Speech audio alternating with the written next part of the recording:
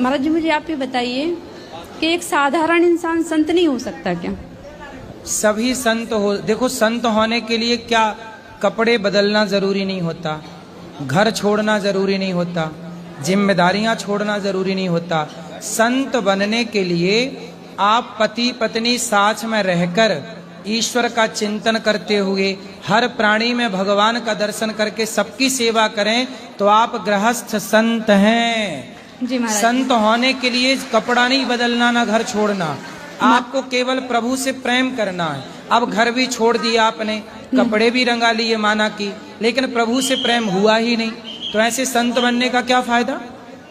प्रभु से प्रेम तो कहीं से भी हो सकता है ना। मीराबाई को तो प्रेम हो गया, बचपन से हो गया। मेरे दादाजी थे तो वो एक मतलब गुरु कृपा से आज्ञा हुई कि उनने एक जगह पे बैठ के नाम जप किया है 20 साल तक, सात्विक भोजन करके। तो अब मैं यहाँ आई तो प्रेरणा मुझे हुई, लेकिन उसी जगह पे मेरे घर वाले मांस मदिरा का सेवन कर रहे हैं। तो घर वालों को समझाओ कि भाई आपके घर में इतना बड़ा भक्त हुआ, 20 साल एक जगह बैठ के भगवान नाम जपा और उसी के परिवार के लोग मांस भक्षण करने लगे, ये तो बड़ा गलत कर रहे हैं। घर वालों को सोचना चाहिए।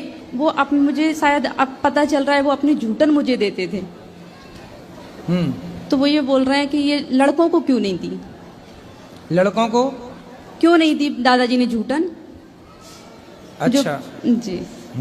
मुझे ना झूठन का पता था, संतों की झूठन की महिमा क्या होती है, लेकिन पूज्य महाराज जी की कृपा से और वीडियो को सुन सुन के। नहीं तो सही है ना, आप पर कृपा करनी थी, आपको प्रभु अपने से जोड़ना चाहते थे इसलिए। तो अभी कुछ लोग तो डिप्रेशन से बाहर आ चुके हैं, कुछ बच्चे जो गलत रास्ते पे थे वो भी महाराज जी की कृपा से और एक बार राधा राधा बोलने से सही रास्ते पे आ गए।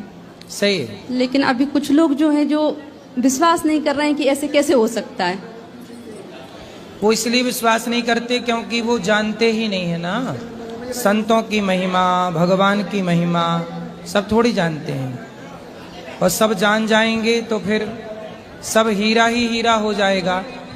तो फिर उनका कहना है अगर एक बार महाराज जी कह दें अपने मुख से क्या कि वाकई में ये कृपा है और उन्हें छोड़ना चाहिए। क्या छोड़ना चाहिए? मांस मदिरा उस जगह पे। हाँ बिल्कुल छोड़ना चाहिए भाई, कृपा संतों की कृपा तभी प्राप्त होती है। और महाराज जी बहुत परेशान हैं, वो लोग झूठे आरोप लग रहे हैं, 3-3 महीने जेल होके आ गए। तब गलत करेंगे तो भोगेंगे और ना। उस गांव में महाराज जी विधायक 2 किलोमीटर की दूरी पे, लेकिन बच्चे स्कूल के लिए भटक रहे हैं। अच्छा जी महाराज जी। स्कूल नहीं है? स्कूल नहीं है महाराज जी वहाँ पे। गांव में आपके? जी महाराज। कौन सा गांव? अशोकनगर जिले में है। मध्य प्रदेश? हाँ अशोकनगर जिले में। तो कौन सा चंदेरी के पास में। कौन सा गांव? खिरका टाका नाम से है। तो गांव कितना बड़ा है? जी गांव कितना बड़ा है? गांव पूरी पंचायत वहीं से है महाराज जी।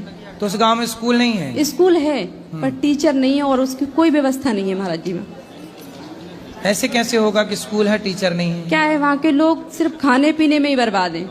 विधायक के पास जाते हैं इसकी शिकायत करने, उसकी शिकायत करने, लेकिन कभी ये चीज लेके नहीं जाते कि गांव का विकास हो।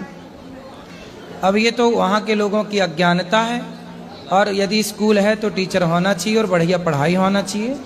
हाँ जी, आप एक बार बोल दें तो हम किसी को दिखा पाए कि महाराज जी ने ये बोला और एक कृपा है। नहीं बिल्कुल, गांव गांव में स्कूल होने चाहिए और बढ़िया स्कूल। हम तो यही कहते हैं कि इस देश में स्कूल होने चाहिए, शिक्षा मुफ्त होनी चाहिए, मुख्यमंत्री का बेटा और रिक्शे वाले का बेटा एक साथ पढ़े, ये समानता इस राष्ट्र में होनी चाहिए। अब यही हम बात कहते हैं। तो और महाराज जी एक बार ये और बोल दीजिए कि जहाँ दादाजी ने नाम जप किया है वो जगह मंदिर बन गई है। सही है, वो पवित्र है। वो मंदिर अगर आप वहाँ काटेंगे, खाएंगे, किसी को दुख देंगे। समझाओ उन लोगों को, लाना सत्संग में जोड़ के कथा में समझाएंगे हम, लाना कभी। राधे राधे। हाँ मैया, मैं बहुत रिकवर हो गया। महाराज जी राधे राधे जी। महाराज ये मेरी धर्म पत्नी है, तो इनकी आपके प्रति मन में बहुत बड़ी आस्था है और आपका प्रोग्राम टीवी पर लगातार देखते हैं, आपके दर्शन रोज करते हैं ये जी।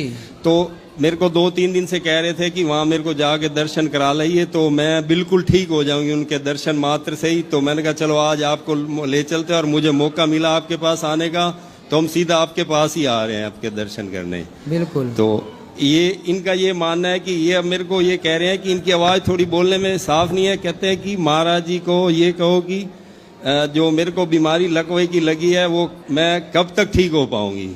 आपको लकवा की बीमारी कब से है? 24 साल से। 2.5 साल हो गए महाराज जी। अभी अपना आयुर्वेदिक हॉस्पिटल है सामने गौरी गोपाल आयुर्वेदिक हॉस्पिटल है। एक बार जाके डॉक्टरों को दिखा लीजिए, आयुर्वेदिक डॉक्टर हैं, तो वो भगवान करेंगे तो ठीक हो जाएंगी। ये ठीक है सामने ये चले जाइए, सामने, ठीक सामने। अभी जा सकते हैं महाराज? अभी भी जा सकते हैं, सवेरे भी जा सकते हैं। ठीक है महाराज जी, ठीक है महाराज, आपका आशीर्वाद है महाराज जी। राधे राधे। खुश रहिए। राधे राधे गुरु जी। हाँ, राधे राधे। मैं अपनी बात मतलब थोड़ा शुरू करना चाह रहा करो। कि जब मैं छोटी क्लास में था, 8th क्लास में, ये सबके साथ ही होता है, तो बड़ी क्लास वालों के साथ लड़कियां घूमती थी लड़कों के साथ, तो मैं भी चाहता था मेरे साथ भी घूमे। लेकिन फिर अब ऐसा हुआ, अब छोटे बच्चों के साथ घूम रही, हम बड़े हो गए। तो अब मैं बीएड कर रहा था। बीएड में कोई भी लड़की नहीं, सारी आंटी आ रही, वहां भी कुछ काम नहीं बना। अब हुआ क्या, जो केस चल रहे हैं, love marriage, arrange marriage, love marriage वाली तो घर में मार रही, अरेंज मैरिज वाली बाहर मार रही। तो अब मेरे जो भाई का ब्याह है, हमें यूं डर लग रहा इंक्वायरी करा ले, उसके बाद भी कभी कोई दिक्कत हो जावे।